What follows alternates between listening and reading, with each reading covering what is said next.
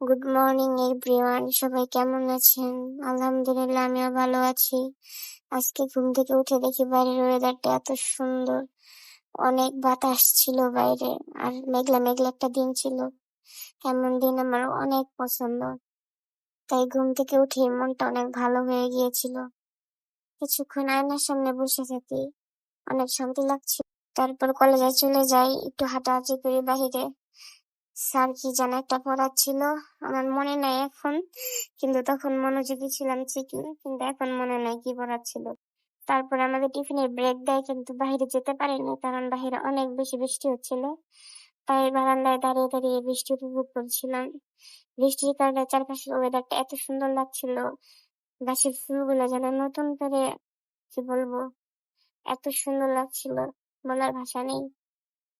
তারপরে একটু বৃষ্টির মধ্যে হাঁটাহাঁটি করলাম, কিন্তু পিছন থেকে আমাদের টিচাররা খুব বকাবকি করছিল যে বৃষ্টিতে ভিজলে আমাদের ঠান্ডা লেগে যাবে, কিন্তু তারপরে একটু হাঁটছিলাম।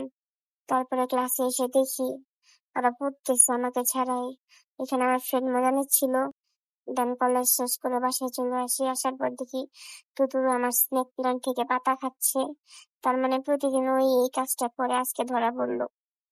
তারপরে আমি ছাদে চলে যাই ওয়েদারটাকে আরো ভালোভাবে উপভোগ করার জন্য। গিয়ে দেখি অনেক সুন্দর ফুল ফুটেছে, গোলাপ ফুল। তবে ট্রেন যাচ্ছিল, তাও দেখছিলাম। এটা একটা লেবু গাছ। এটা আমার বারান্দার গোলাপ ফুল। ভিডিওটা আসলে মাঝখানে এসে পড়েছে।